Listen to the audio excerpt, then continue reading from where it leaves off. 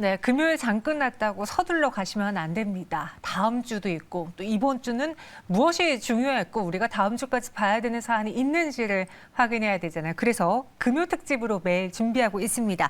이번 시간에도 논설위원님과 함께 한 주를 정리하고 다음 주를 예측해 보도록 하죠. 박봉건 논설위원님 나오셨습니다. 어서 오세요. 네, 안녕하세요. 네, 안녕하세요. 그래도 이번 주는 좀 연휴가 길어서 좀 주식시장이 눈 깜짝할 새에 지나가 버렸는데 그래도 그 한 주 동안 있었던 그 경제 키워드를 한번 정리해 볼게요. 문섭위원님은 어떤 키워드가 가장 떠오르셨나요? 이번 주 시장은 뭐 안도 랠리죠. 네, 맞습니다. 이렇게 받을 것 같습니다. 안도 랠리와 데드캣 바운스라고 적어주셨는데 좀 설명 부탁드릴게요. 네, 일단 그 오늘 밤에 뉴욕 증시는 그 나올 연속 상승하다가 닷새 만에 하락을 했지만은 국내 증시는 3일째 강한 반등세를 이어갔습니다. 이게 우리 그 설 연휴 때 미국 증시가 상당히 강한 폭으로 올랐기 때문에 우리는 좀 더 오를 여력이 있는 거죠. 그 뉴욕 증시와 갭 메우기가 지금 진행되는 상황이고요.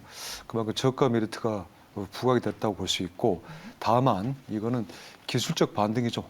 낙폭 과대에 따른 저가 메리트가 부상이 되고 거기에 따른 수요가 들어오면서 저가 매수가 유입되면서 반등을 한 그런 모습인데요.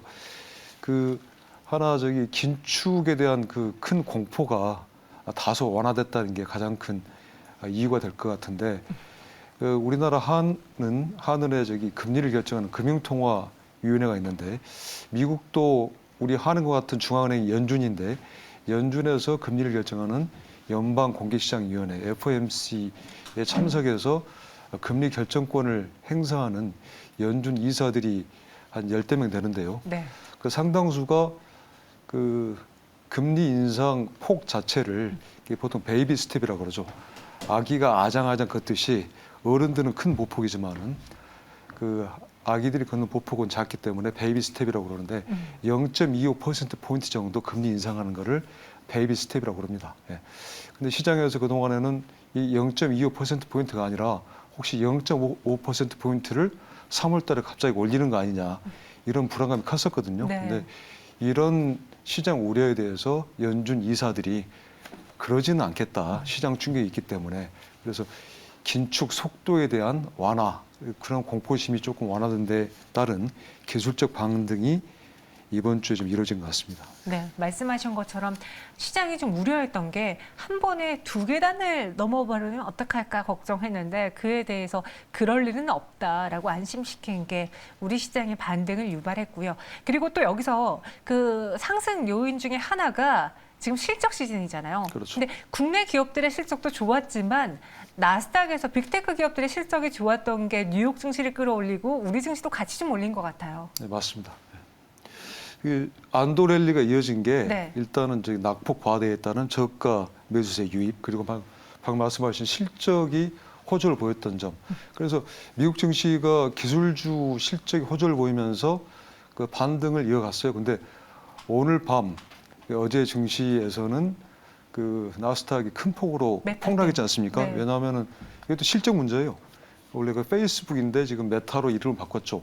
그 메타 실적이 나쁘게 나왔고, 사분기 실적이 나쁘게 나왔고, 앞으로도 매출 전망이 둔화된다는 그런 소식이 나오면서 어닝 쇼크가 왔죠. 그래가지고 메타 주가가 26% 이상 빠졌고 시가총액 하루 사이에 301조 원 날아갔습니다. 상상할 수 없는 엄청난 돈이죠. 그래서 당분간은 일단은 안도 랠리가 시작된 건 뭐냐면 지난 1월 말에 2610까지 빠졌지 않습니까? 네. 단기간에. 2610이 어떻게 보면 단기적인 저점을 찍은 것이다.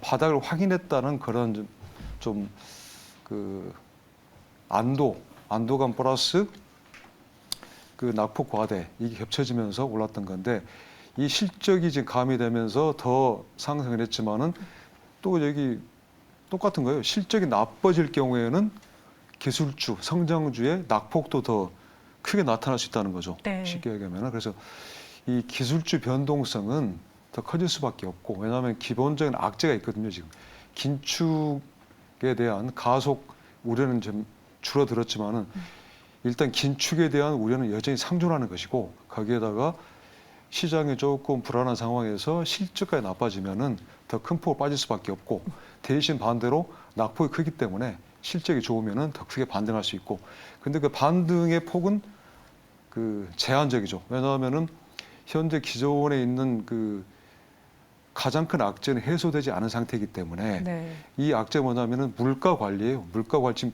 우리가 말하는 기준금리랄지 금리를 이야기하는 이유가 물가를 잡기 위해서 아니겠어요? 지금 우리 1월 달 소비자 물가가 3.6% 상승했어요.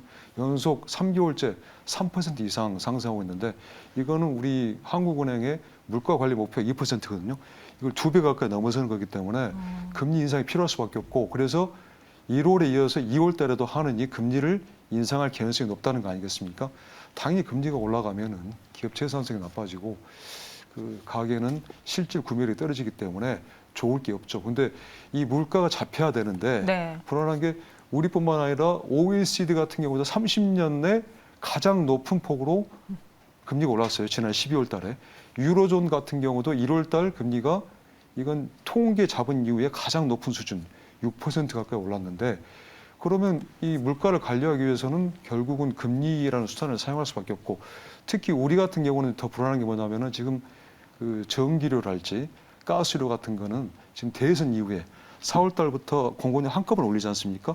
그것도 문제고, 또 우리가 좀 약점인 게 뭐냐면은 지금 막 환율이 떨어지고 있어요. 네. 환율이 상승하고 있죠. 지금. 네네네.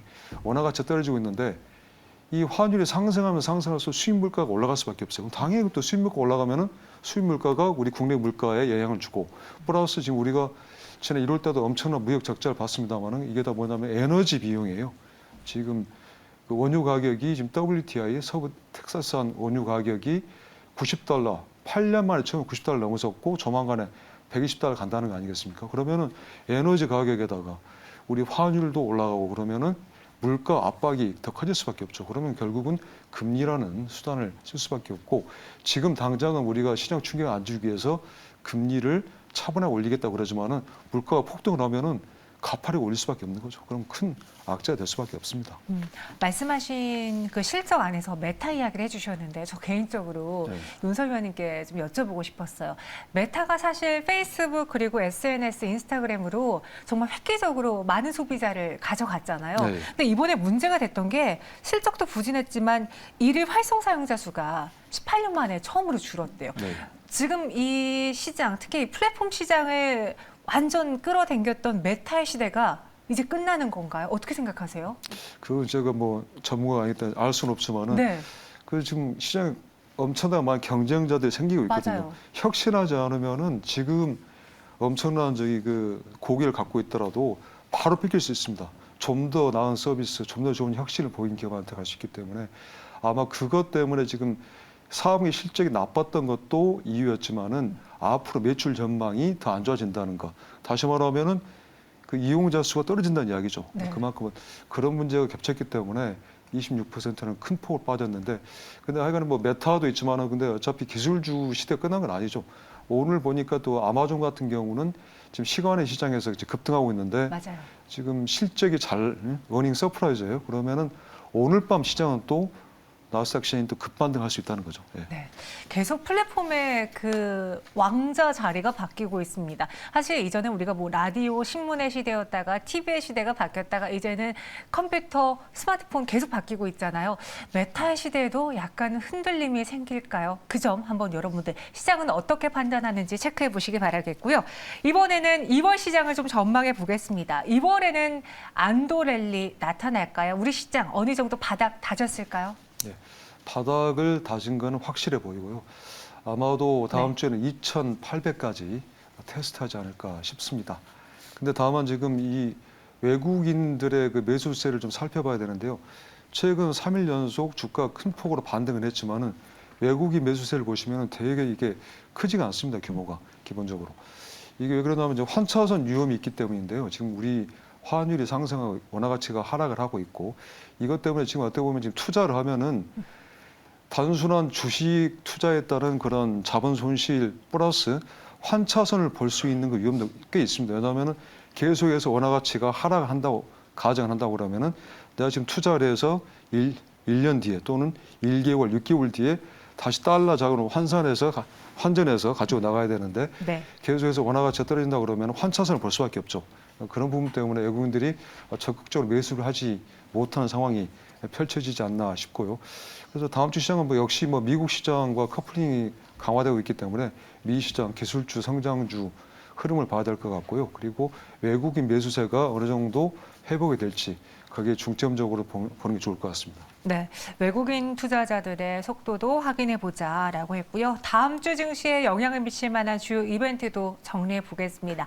앞서 말씀하신 것처럼 수급도 체크해야 되고 또 추후에 나오게 될 실적도 봐야겠는데 여기에 물가 상승도 봐야 되죠. 당연하죠. 제가 말씀드린 대로 네. 일단은 물가 상승, 물가 쇼크가 지금 전세적인 이슈이기 때문에 그걸 봐야 되는 거고요. 외국인의 매수세 움직임, 이게 가장 큰 이슈가 될 것 같습니다. 알겠습니다. 1월 물가 상승률도 지켜볼 필요가 있다라고 마지막으로 접근해 주셨습니다. 외국인의 수급, 그 배경에는 환율이 있었고요. 여기에 실적이 우리 증시에 영향을 미치고 미증시와 좀 커플링 현상이 최근에 나타나고 있으니까 이 점도 봐야 되고 물가까지도 볼 게 많습니다. 하지만 어느 정도 하락은 이번 주에 멈췄으니까 다음 주도 한번 기대해 보도록 하죠. 논설위원님은 여기서 인사드리도록 하겠습니다. 오늘도 자세한 설명 고맙습니다. 네, 감사합니다.